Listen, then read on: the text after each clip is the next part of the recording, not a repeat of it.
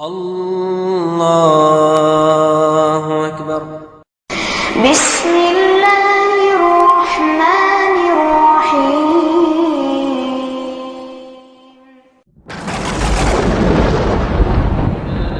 في رسول الله أسوة حسنة. لقد كان لكم في رسول الله أسوة حسنة لمن كان يرجو الله واليوم الآخر وذكر الله كثيرا. اب آپ سماعت فرمائیں 30واں درس موضوع مدینہ میں نبی صلی اللہ علیہ وسلم کے اہم خدمات. إن الحمد لله نحمده ونستعينه ونستغفره ونعوذ بالله من شرور أنفسنا ومن سيئات أعمالنا. من يهده الله فلا مضل له ومن يضلل فلا هادي له وأشهد أن لا إله إلا الله وحده لا شريك له وأشهد أن محمدًا عبده ورسوله. أما بعد فسبحانك اللهم لا علم لنا إلا ما علمتنا إنك أنت العليم الحكيم. اللهم علمنا ما ينفعنا وانفعنا بما علمتنا وزدنا علما نافعا وعملا صالحا يا رب العالمين. اللهم أرنا الحق حقا وارزقنا اتباعه وأرنا الباطل باطلا وارزقنا اجتنابه. واجب الاحترام بھائیوں، محترم ساتھیوں، عزیز بچوں اور ہماری ماؤں اور بہنوں، سابقہ درس میں بات یہاں تک پہنچی تھی کہ نبی پاک صلی اللہ علیہ وسلم جب مدینہ پہنچے، مدینہ پہنچنے کے بعد پہلا قدم جو آپ کا رہا، پہلا عمل جو آپ کا رہا، وہ یہ تھا کہ آپ نے مسجد نبوی کی تعمیر کی. مسجد نبوی کی تعمیر 12 دنوں میں مکمل ہو گئی. یہ مسجد نبوی میں شروع میں بنانے کے وقت بلکہ کچھ عرصے تک منبر کا انتظام نہیں کیا گیا تھا. نبی صلی اللہ علیہ وسلم کھجور کے ایک درخت کے تنا پر خطبہ دیا کرتے تھے. پھر اس کے بعد ایک منبر بنائی گئی اور نبی صلی اللہ علیہ وسلم کے لیے پیش کیا گیا. آپ صلی اللہ علیہ وسلم جس جمعہ میں منبر کے طرف متوجہ ہوئے، منبر پر کھڑے ہو کر خطبہ دینے کے لیے، تو اس شاخ سے رونے کی آواز سنائی گئی. صحیح امام بخاری کی روایت ہے، حضرت جابر بن عبداللہ رضی اللہ عنہما سے مروی ہے، حضرت جابر ابن عبداللہ رضی اللہ عنہما سے اور ایسے ہی ابن عمر رضی اللہ عنہما سے مروی ہے کہ آپ صلی اللہ علیہ وسلم جب منبر کے طرف بڑھے تو شاخ میں رونے کی آواز آئی. آپ صلی اللہ علیہ وسلم شاخ کے طرف متوجہ ہوئے اور آپ نے اپنے مبارک ہاتھ سے چھوا. اور مسند امام احمد میں، ابن ماجہ میں یہ روایت ہے، یہ لفظ ہے کہ آپ صلی اللہ علیہ وسلم نے گود لگایا، آپ صلی اللہ علیہ وسلم نے گود لیا. پھر اس کے بعد وہ شاخ آہستہ آہستہ جا کر خاموش ہوئی، جس طرح کی ایک بچہ جب رونے لگتا ہے پھر اس کی ماں جب گود میں لیتی ہے تو آہستہ آہستہ خاموش ہوتا ہے، پھر جا کے اس کو مکمل سکون ملتا ہے. سنن الدارمی کی ایک دوسری روایت ہے جو حضرت انس ابن مالک رضی اللہ عنہ سے مروی ہے، کہتے ہیں وہ شاخ کی آواز پوری مسجد میں گونجی. وہ شاخ کی آواز، رونے کی آواز پوری مسجد میں گونجی. صحابہ کرام لوگ بھی بکثرت رونے لگے. نبی پاک صلی اللہ علیہ وسلم اس کے طرف بڑھے، آپ نے اپنا مبارک ہاتھ رکھا اور کہا کہ یہ شاخ اس لیے رو رہی ہے، اس لیے کہ اللہ کا ذکر، اللہ کا کلام، نبی پاک صلی اللہ علیہ وسلم کا کلام سنتی رہتی تھی. اب اس ذکر سے دور ہو جانے کی وجہ سے یہ رو رہی ہے، اور اگر میں اپنا ہاتھ نہیں رکھتا تو قیامت تک ایسے روتی رہتی. پھر اس کے بعد نبی پاک صلی اللہ علیہ وسلم نے حکم دیا اور اس شاخ کو اس جگہ سے اس کو اٹھایا گیا اور جا کے منبر کے نیچے اس کو دفن کیا گیا. الحسن البصری رحمہ اللہ جو حضرت انس رضی اللہ عنہ سے اس حدیث کی روایت کرتے ہیں، روتے ہوئے کہنے لگے یا معشر المسلمین الخشبۃ تحن شوقا الى رسول اللہ صلی اللہ علیہ وسلم افلیس الرجال الذین یتمنون لقاءہ احق ان یشتاقوا الیہ، کہ اے مسلمانوں، ایک لکڑی نبی پاک صلی اللہ علیہ وسلم کے شوق میں رو رہی ہے، کیا وہ لوگ جو نبی صلی اللہ علیہ وسلم سے ملنے کی امید رکھتے ہیں، کیا ان کا حق زیادہ نہیں بنتا ہے کہ نبی پاک صلی اللہ علیہ وسلم کے لیے شوق ہو ان کے دلوں میں؟ اے اللہ، اے رب العزت، ہمارے دلوں میں بھی نبی پاک صلی اللہ علیہ وسلم سے ملنے کے لیے شوق پیدا کر۔ اے اللہ، ہم سبھی کو نبی پاک صلی اللہ علیہ وسلم پر بکثرت درود و سلام پڑھنے کی توفیق دے۔ اے اللہ، ہم سبھی کو نبی پاک صلی اللہ علیہ وسلم کی سنتوں پر عمل کرنے کی توفیق دے۔ الہ العالمین، بار الہ، ہم سبھی نبی پاک صلی اللہ علیہ وسلم سے محبت کرتے ہیں، اور اسی محبت کی وجہ سے ہم یہ نبی پاک صلی اللہ علیہ وسلم کی سیرت معطرہ سننے کے لیے یہاں ہر جمعہ جمع ہوتے ہیں۔ تو اے رب العزت، ہم سبھی کو نبی پاک صلی اللہ علیہ وسلم کی شفاعت نصیب کر، ہم سبھی کو نبی پاک صلی اللہ علیہ وسلم کی شفاعت سے محظوظ کر، اور ہم سبھی کو نبی پاک صلی اللہ علیہ وسلم کے مبارک ہاتھوں سے جام کوثر پلا، اور ہم سبھی کو نبی پاک صلی اللہ علیہ وسلم کے زمرے میں شامل کر کے جنت میں اعلیٰ مقام نصیب فرما۔ آمین آمین ثم آمین یا رب العالمین۔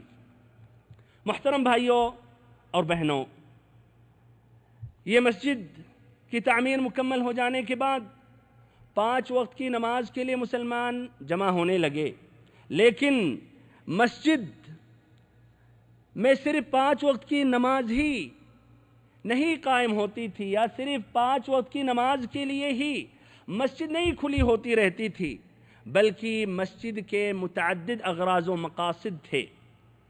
حقیقت میں مسجد ایک یونیورسٹی تھی جس میں مسلمان اسلامی تعلیمات و ہدایات کا درس حاصل کرتے تھے، درس سیکھتے تھے، درس لیتے تھے نبی پاک صلی اللہ علیہ وسلم سے، اسلامی تعلیمات و ہدایات کا درس حاصل کرتے تھے۔ ایسے ہی یہ مسجد ایک محفل تھی جس میں مسلمان اپنے قائد اعظم نبی اکرم صلی اللہ علیہ وسلم سے برابر ملاقاتیں کرتے تھے، اور ایسے ہی آپس میں بھی مسلمانوں کے ساتھ ملاقاتیں کرتے تھے، جس سے آپس میں میل و محبت مزید بڑھتی رہتی تھی۔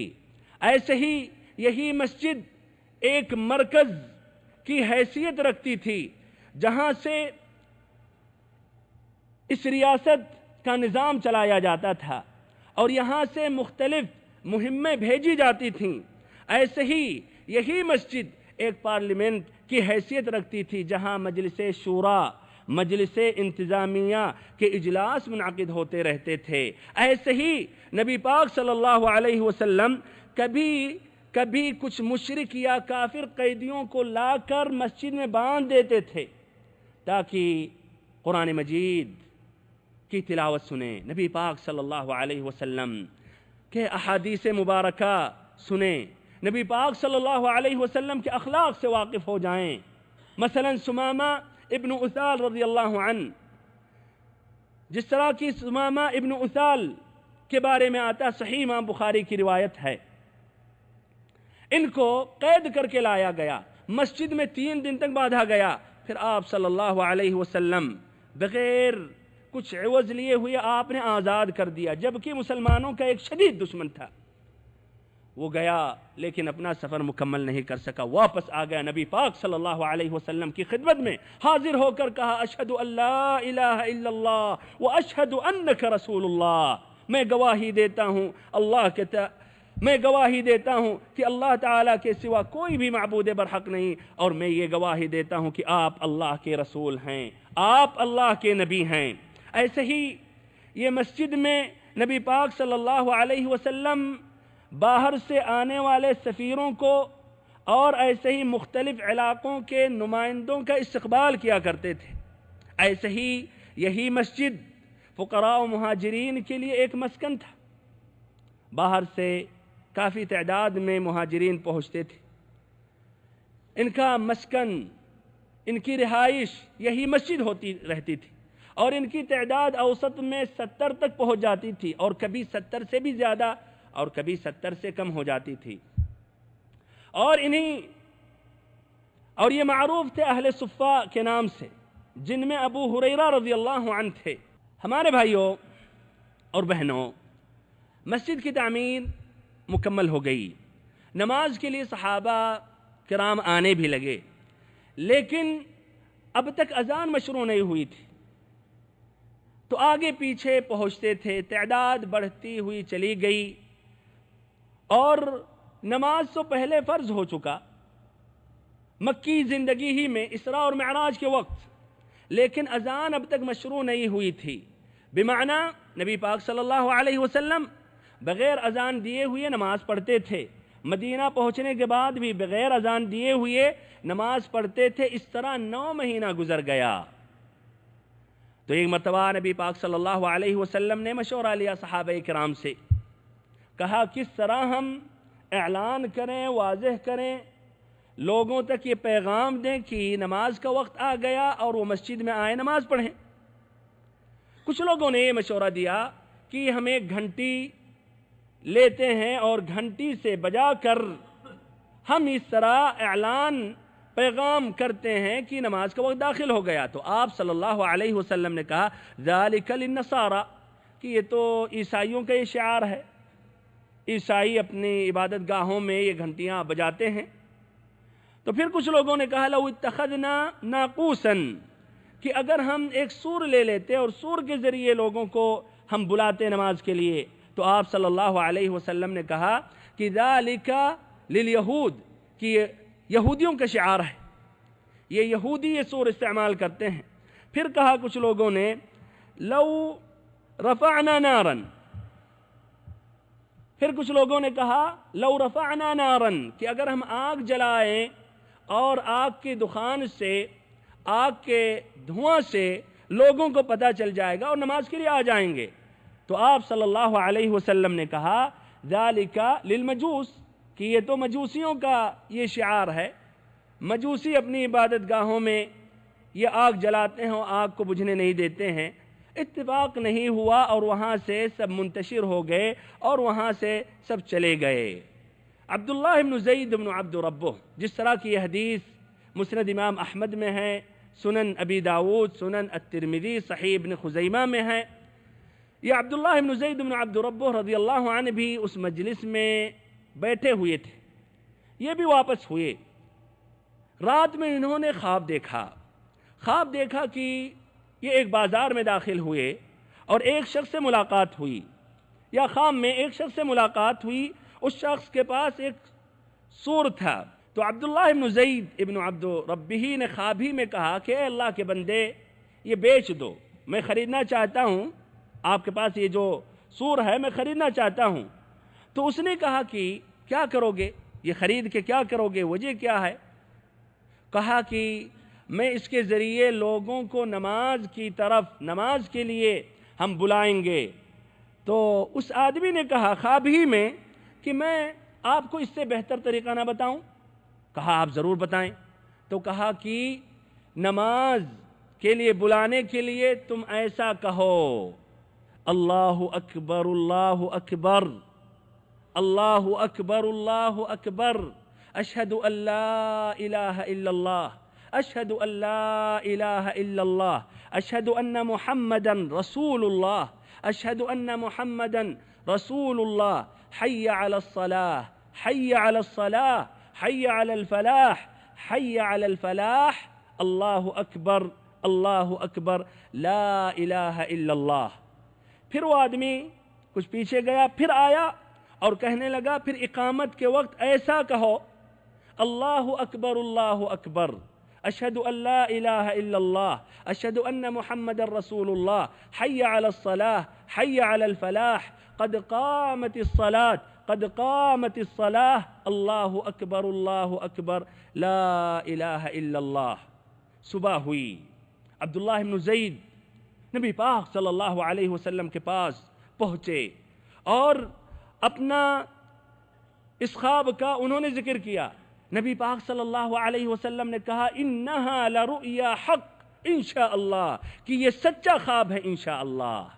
پھر کہا کہ ایسا ہے کہ تم یہ کلمات، یہ اذان کا یہ جو صیغہ ہے، الفاظ ہیں، بلال رضی اللہ عنہ کو سکھا دو تاکہ وہ اذان دیں اور وہ لوگوں کو دعوت دے نماز کے لیے، اس لیے ان کی آواز زیادہ بلند ہے اور زیادہ خوبصورت ہے.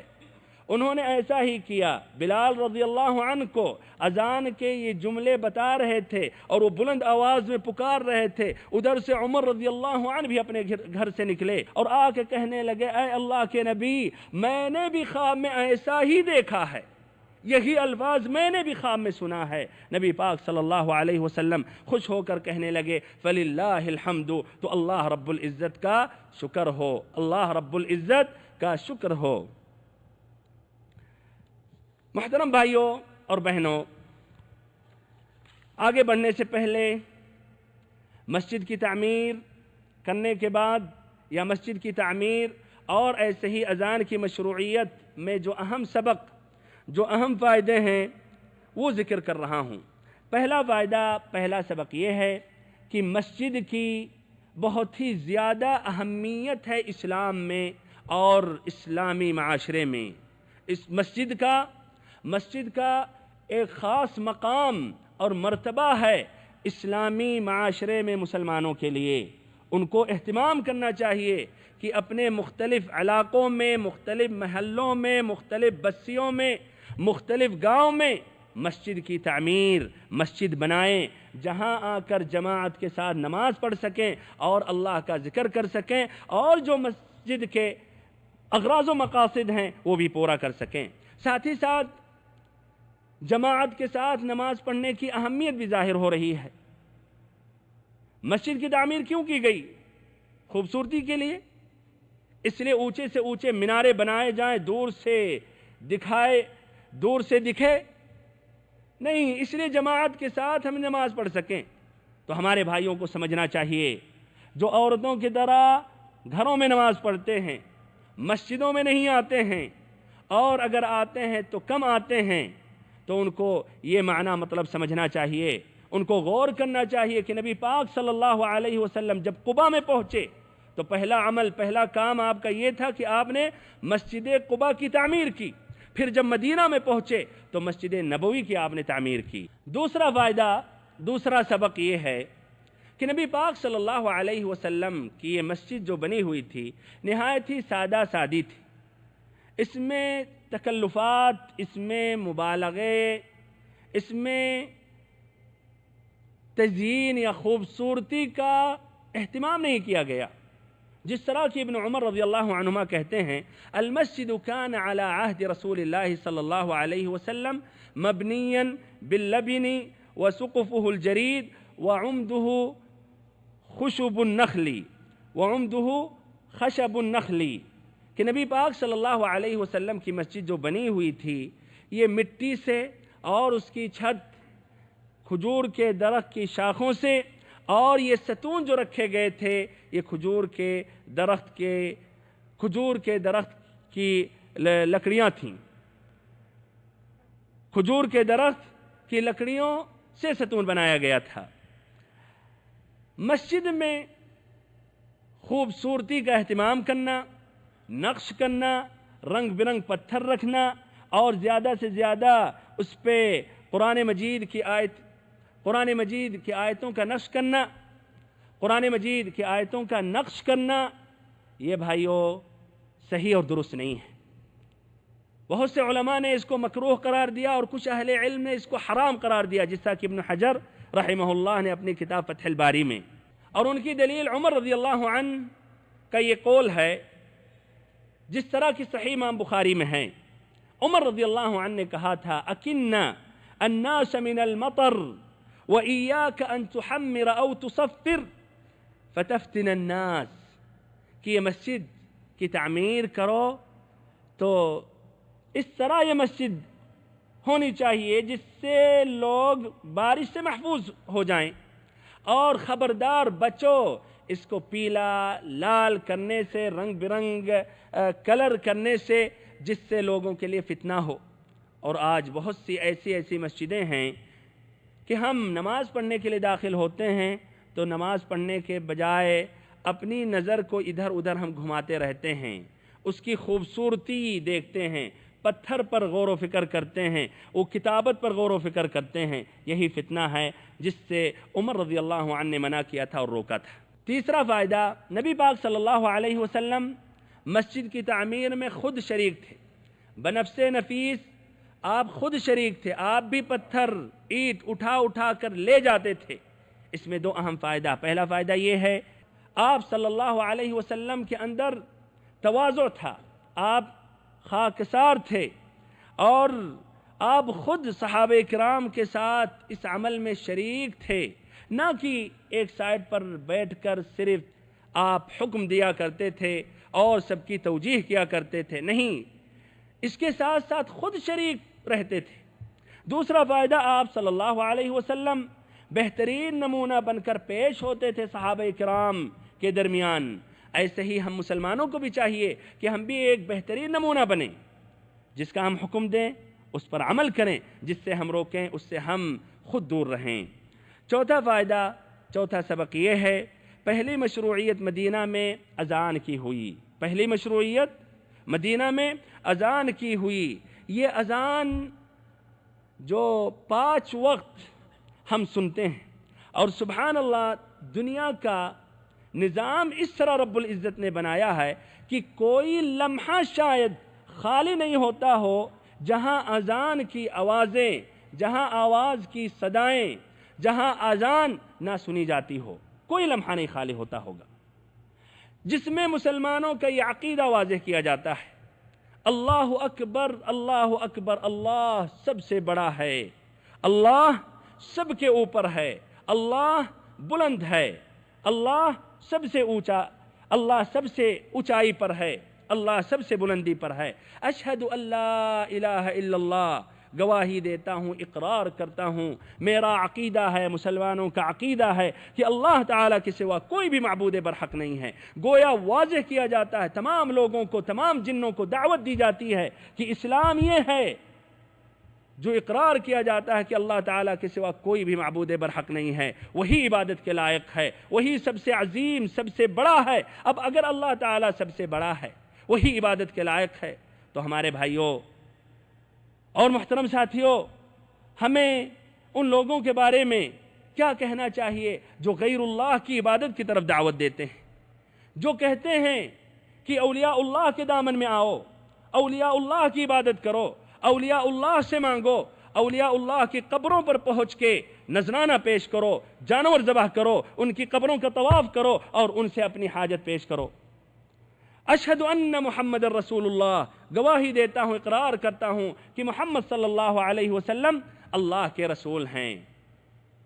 جب تک نہ ہم اس کا اقرار کریں، اشہد ان محمد رسول اللہ کا معنی مطلب سمجھیں، جب تک اشہد ان لا الہ الا اللہ پڑھنے کا کوئی فائدہ نہیں ہے، نجات نہیں مل سکتی جب تک نہ اللہ پر ایمان لانے کے بعد، اللہ کی خالص عبادت کرنے کے بعد اور عقیدہ رکھنے کے بعد ہم محمد صلی اللہ علیہ وسلم کی رسالت کی تسلیم نہ کریں، نجات نہیں مل سکتی اس کے بغیر۔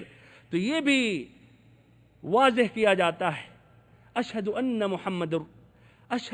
محمد رسول اللہ، اور 2 مرتبہ تاکید کرتے ہوئے پھر حی علی الصلاۃ، حی علی الفلاح، نماز کی طرف آؤ، کامیابی کی طرف بڑھو۔ یہ نماز کی اہمیت اور نماز کی فضیلت ظاہر ہوتی ہے۔ 5واں فائدہ اور آخری فائدہ، اور یہ بہت ہی مہم فائدہ ہے، شاید عبداللہ ابن زید ابن عبد ربہ کے اس واقعے سے کچھ لوگ یہ استدلال کرتے ہوں کہ خواب کے ذریعے ہم احکام، مسئلے، مسائل ہم لے سکتے ہیں۔ اگر خواب میں کوئی بزرگ آ کے کوئی حکم دیا، کوئی ذکر پڑھنے کی اس نے تلقین یا ترغیب دلائی، کچھ چیزوں سے اس نے روکا، کچھ چیزوں سے منع کیا، تو یہ ہم اس طرح تسلیم کر سکتے ہیں اور اس پر عمل کر سکتے ہیں۔ تو ہمارے بھائیوں اور محترم ساتھیوں، یہ خواب سے ہم شریعت یا شریعت کے احکام یا شریعت کے مسئلے مسائل نہیں لے سکتے۔ یہاں تک کہ اگر خواب میں ہمارے نبی حضرت محمد صلی اللہ علیہ وسلم بھی آ جائیں اور آپ ایسی بات کی ترغیب دلائیں جس بات کا وجود نہیں ہے قرآن و حدیث میں، یا ایسی چیز سے آپ روکیں جو شریعت نے نہیں روکا ہے، یا کوئی حلال چیز کو آپ کے لیے وہ حرام کہہ رہے ہیں یا حرام چیز کو آپ کے لیے حلال قرار دے رہے ہیں، تو اس کو بھی ہم نہیں لے سکتے، اس کو بھی ہم نہیں لے سکتے۔ آپ کہیں گے لیکن نبی پاک صلی اللہ علیہ وسلم آئے تھے خواب میں، اور حدیث میں ہے کہ جس نے مجھے خواب میں دیکھا تو اس نے حقیقت میں مجھے دیکھا، اس لیے شیطان ہماری شکل اختیار نہیں کر سکتا۔ تو میں کہوں گا ہاں بات بالکل صحیح ہے، لیکن اس حدیث کا معنی مطلب یہ ہے جس نے نبی پاک صلی اللہ علیہ وسلم کا حقیقی شکل خواب میں دیکھا تو اس نے حقیقت میں نبی پاک صلی اللہ علیہ وسلم کو دیکھا، اس لیے شیطان نبی پاک صلی اللہ علیہ وسلم کا حقیقی شکل اختیار نہیں کر سکتا، لیکن شیطان دوسری شکل اختیار کر کے دھوکہ دے سکتا کہ میں محمد صلی اللہ علیہ وسلم ہوں، میں اللہ کا رسول ہوں۔ تو بھائیو، اگر کوئی خواب میں دیکھ رہا ہے نبی صلی اللہ علیہ وسلم اس کے لیے کہہ رہے ہیں تمہارے لیے زنا جائز ہے، شراب پینا حلال ہے، اور تمہارے لیے نماز، یہ 5 وقت کی نمازیں پڑھنا ضروری نہیں ہے، فجر چھوڑ سکتے ہو، یا ایسے اذکار بتا کے جا رہے ہیں جس اذکار کا وجود ہے ہی نہیں حدیثوں میں، تو بھائیو یقیناً وہ نبی پاک صلی اللہ علیہ وسلم نہیں ہیں، بلکہ وہ شیطان دھوکہ دے کر آپ کو اپنی جال میں پھنسانا چاہ رہا ہے، اور ایسے بہت سے صوفیوں کو اس نے جال میں پھنسایا اور ان کو راہ حق سے گمراہ کیا۔ تو آپ بچیں اور اپنے آپ کو بچائیں، وہ صوفیوں کی طرح نہ شیطان کے جال میں پھنس جائیں، سمجھدار ہو جائیں، عقل مند ہو جائیں۔ اور جہاں تک رہی بات یہ حدیث عبداللہ بن زید، تو اس کا بھائیو جواب اس طرح۔ پہلی بات، عبداللہ بن زید نے جب خواب میں یہ دیکھا اذان کے متعلق، تو فوراً انہوں نے تسلیم نہیں کی، سچ نہیں مانا، نبی پاک صلی اللہ علیہ وسلم کے پاس پہنچے۔ جب نبی پاک صلی اللہ علیہ وسلم نے کہا انہا لرؤیا حق، یہ سچا خواب ہے، تب بھائیو اس کو قبول کیا گیا اور اس خواب کو سچا مانا گیا۔ سمجھ میں آ رہی بات؟ نبی صلی اللہ علیہ وسلم نے جب اقرار کیا تب اس کو مانا گیا۔ دوسری بات یہ ہے کہ اس وقت شریعت مکمل نہیں ہوئی تھی، شریعت مکمل نہیں ہوئی تھی، لیکن بھائیو رہی بات، کیا اب تک شریعت مکمل نہیں ہوئی؟ کیا رہا ہے بھائیو؟ شریعت مکمل ہو چکی یا نہیں؟ شریعت مکمل ہو چکی۔ سن 10 ہجری میں حجۃ الوداع کے وقت نبی پاک صلی اللہ علیہ وسلم میدان عرفہ میں 9 ذی الحجہ جمعہ کا دن تھا، ٹھہرے ہوئے تھے۔ اللہ رب العزت نے قرآن مجید کی عظیم آیت نازل کی، اليوم اکملت لکم دینکم واتممت علیکم نعمتی ورضیت لکم الاسلام دینا، کہ آج کے دن ہم نے تمہارے لیے تمہارے دین کو کامل کر دیا، تمہارے دین کو مکمل کر دیا، اور اپنی نعمت ہم نے پوری کر دی، اور اسلام کو دین کی حیثیت سے ہم نے پسند کر لیا۔ تو ہمارے بھائیوں اور بہنوں، دین مکمل ہو گیا۔ اب کوئی خواب میں نبی صلی اللہ علیہ وسلم کو دیکھے یا کسی بزرگ کو دیکھے، وہ کوئی توجیہ، کوئی حکم دے رہے ہیں، کوئی مسئلہ مسائل دے رہے ہیں، تو ہمیں اس کو قرآن و حدیث کے طرف لوٹانا پڑے گا۔ اگر قرآن و حدیث میں ہے تو الحمدللہ، اگر قرآن و حدیث میں نہیں ہے تو اس کی کوئی قیمت اور ہستی نہیں ہے۔ جس طرح کی نبی پاک صلی اللہ علیہ وسلم نے مسجد کی تعمیر کی اور بندے اور اللہ رب العزت کے درمیان کے جو تعلقات ہونے چاہیے اس کو آپ نے مضبوط کیا، اور آپ کا یہ پہلا قدم تھا، تو آپ نے ایک دوسرا قدم یہ رکھا کہ آپ نے مسلمانوں کے درمیان بھائی چارگی، اخوت اسلامیہ کو آپ نے ابھارا، اور آپ نے ان کے درمیان بھائی چارہ قائم کیا۔ جس طرح کی بھائیو واضح ہے، مہاجرین اپنا وطن، اپنا مال چھوڑ کر مدینہ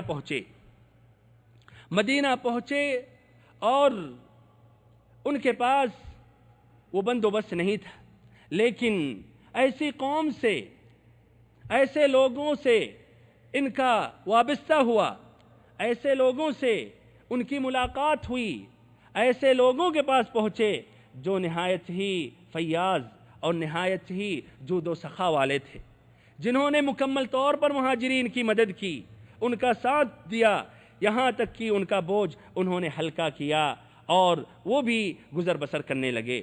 اللہ رب العزت نے یہ انصار گروپ کی تعریف کرتے ہوئے قرآن مجید کی سورۃ الحشر میں آیت کریمہ نازل کیا۔ فرمایا رب العزت نے وَالَّذِينَ تَبَوَّأُوا الدَّارَ وَالْإِيمَانَ مِن قَبْلِهِمْ يُحِبُّونَ مَنْ هَاجَرَ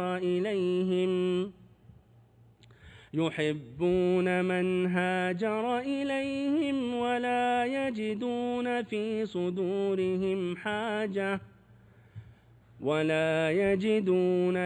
صُدُورِهِمْ حَاجَةً مِّمَّا أُوتُوا وَيُؤْثِرُونَ عَلَى أَنفُسِهِمْ وَلَوْ كَانَ بِهِمْ خَصَاصَةٌ وَمَن يُوقَ شُحَّ نَفْسِهِ فَأُولَئِكَ هُمُ الْمُفْلِحُونَ۔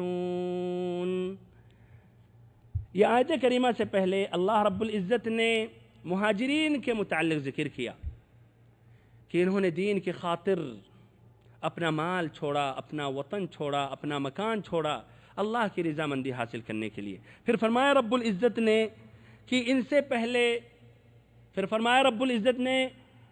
سے پہلے جنہوں نے مدینہ میں سکونت اختیار کی، مدینہ میں جنہوں نے جگہ بنائی اور پھر انہوں نے ایمان لایا، اسلام میں داخل ہوئے، یہ لوگ اپنی طرف ہجرت کر کے آنے والوں سے محبت کرتے تھے، اپنی طرف ہجرت کر کے آنے والوں سے محبت کرتے ہیں اور اپنے دل میں ان کے لیے ذرا بھی کینہ، بغض، نفرت یا حسد نہیں رکھتے ہیں۔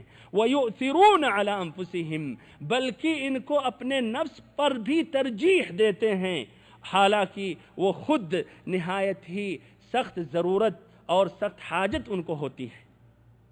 وَمَن يُوقَ شُحَّ نَفْسِهِ، جو اپنے آپ کو بخل سے بچا لے، کنجوسی سے بچا لے تو وہی کامیاب ہوگا۔ ہمارے بھائیوں، محترم ساتھیوں اور بہنوں، 3 اوصاف اس میں اللہ تعالیٰ نے انصاریوں کے بارے میں ذکر کیا۔ پہلا وصف، پہلی صفت کہ اپنی طرف ہجرت کر کے آنے والوں سے محبت کرتے ہیں، نہ کہ بھائیوں وہ بوجھ سمجھتے ہیں۔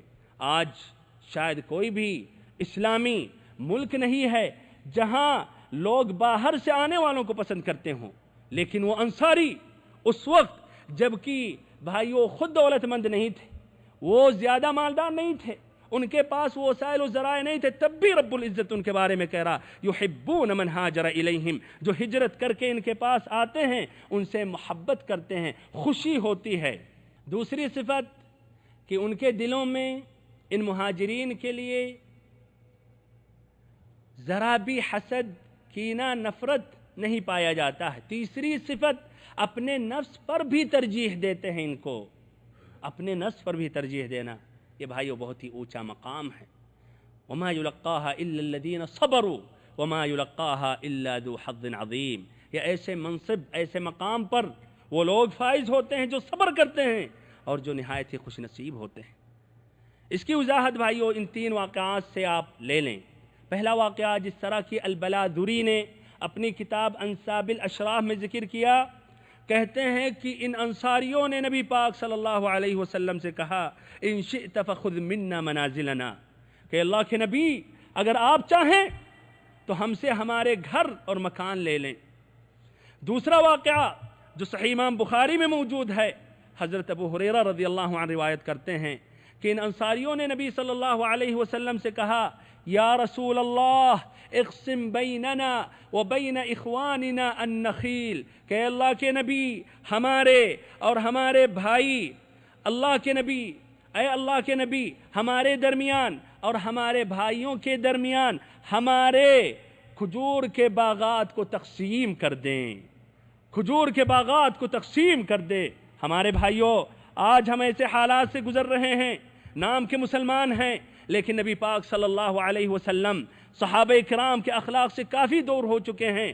پڑوسی بغل میں بھوکا رہتا ہے، بھوکے مر بھی جاتا ہے اور پڑوسیوں کو احساس بھی نہیں ہوتا ہے، اور مالدار مزید مالدار ہوتے چلے جا رہے ہیں، اور جو فقیر ہیں مزید فقیر ہوتے چلے جا رہے ہیں، دوسروں کا خیال بھی نہیں کرتے ہیں۔ ادھر بھائیوں انصاری کیا کہہ رہے ہیں کہ اللہ کے نبی، آپ ہمارے درمیان اور ہمارے بھائیوں کے درمیان ہمارے کھجور کے باغات تقسیم کر دیں، آدھا ان کو دے دیں اور آدھا ہمیں دے دیں۔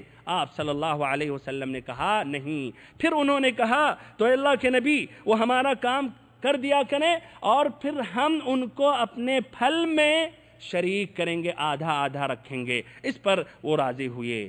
تیسرا واقعہ جو آپ شاید کچھ دیر تک سوچتے رہیں گے اور کچھ دیر تک حیران رہیں گے، یہ بھی صحیح امام بخاری کا واقعہ ہے، بلکہ صحیح امام مسلم میں بھی یہ واقعہ موجود ہے۔ ابو ہریرہ رضی اللہ عنہ سے مروی ہے، کہتے ہیں کہ ایک شخص نبی پاک صلی اللہ علیہ وسلم کے پاس پہنچا، محتاج ضرورت مند تھا۔ آپ صلی اللہ علیہ وسلم نے امہات المؤمنین کے پاس پیغام بھیجا، وہاں سے جواب آیا کہ ہمارے پاس کچھ بھی نہیں، ہمارے پاس کچھ بھی نہیں ہے۔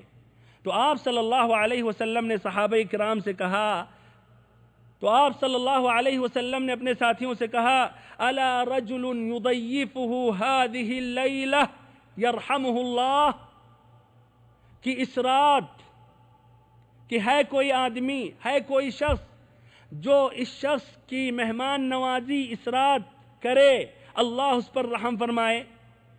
اس رات کوئی مہمان نوازی اس شخص کا کر سکتا، اللہ اس پر رحم فرمائے۔ ایک انصاری صحابی نے سبقت حاصل کی، اس نے کہا کہ میں اے اللہ کے نبی، اے اللہ کے رسول، اپنے ساتھ اس شخص کو لے کر گیا، اپنی بیوی سے کہنے لگا، ضیف رسول اللہ صلی اللہ علیہ وسلم لا تدخریہ شیئا، کہ اللہ کے رسول صلی اللہ علیہ وسلم کا مہمان ہے، اس کے ساتھ کمی مت کرنا۔ بیوی کہنے لگی کہ ہمارے پاس کچھ بھی نہیں ہے سوا خوراک بچوں کا، ہمارے پاس بچوں کے خوراک کے علاوہ کچھ بھی نہیں ہے۔ تو انہوں نے کیا کہا کہ ایسا ہے، بچوں کو کھانے کے وقت سلا دو، پھر کھانا پیش کرو اور آ کے چراغ بجھا دو، اور ہم یہ نبی پاک صلی اللہ علیہ وسلم کو مہمان کو چھوڑ دیتے ہیں، کھانا کھا لے اور ہم بھی اس رات صبر کر لیتے ہیں۔ ایسا ہی انہوں نے کیا۔ صبح ہوئی، وہ صحابی رسول نبی پاک صلی اللہ علیہ وسلم کے پاس پہنچے۔ اللہ کے نبی نے کہا، لقد عجب اللہ او ضحک اللہ من فلان وفلانہ وانزل اللہ عز وجل ویؤثرون علی انفسهم ولو کان بهم خصاصہ، کہ اللہ رب العزت نے فلاں مرد اور فلاں عورت سے تعجب کیا، یا اللہ رب العزت ہنسا ان کے اس عمل، ان کے اس فعل پر، اور قرآن مجید کی آیت کریمہ نازل کی، وَيُؤْثِرُونَ عَلَىٰ أَنفُسِهِمْ وَلَوْ كَانَ بِهِمْ خَصَاصَةٌ، کہ یہ لوگ اپنے نفس کے اوپر ترجیح دیتے ہیں غیروں کو جبکہ خود ضرورت مند ہوتے ہیں۔ اللہ اکبر۔ یہ بھائیو، یہ انصار تھے، مہاجرین، صحابہ کرام، یہ ہمارے قدوہ حسنہ ہیں نبی پاک صلی اللہ علیہ وسلم کے بعد، یہ ہمارے بہترین نمونہ ہیں۔ ان کی سیرت ہم پڑھیں، ان کی سیرت سے عبرت حاصل کریں، پھر اس پر ہم عمل کریں، نہ کہ اوروں کی، غیروں کی جو بعد میں آئیں، جن کے اندر سنت سے دوری، نبی پاک صلی اللہ علیہ وسلم کی شریعت سے دوری۔ انصار کے اندر یہ صفت پائی گئی، ایثار۔ تب بھی آپ صلی اللہ علیہ وسلم نے یہ نہیں چاہا کہ مہاجرین کو احساس ہو کہ ہم انصاریوں پر بوجھ بنے ہوئے ہیں، یا ایسے ہی کمتری کی شکار، کمتر کی شکار نہ ہو، تو آپ صلی اللہ علیہ وسلم نے مہاجرین اور انصار کے درمیان بھائی چارگی قائم کی۔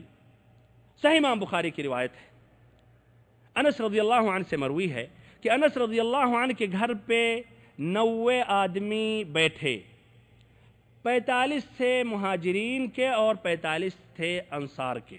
آپ صلی اللہ علیہ وسلم نے ان کے درمیان بھائی چارہ کرایا۔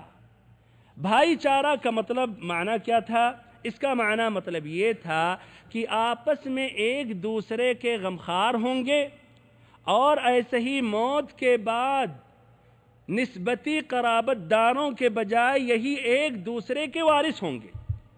اور بھائی چارگی کا معنی مطلب یہ بھی تھا کہ جاہلی عصبیتیں تحلیل ہو جائیں، نسل، رنگ اور وطن کے امتیازات مٹ جائیں، موالات اور براءت کی اساس اسلام کے علاوہ کچھ اور نہ ہو۔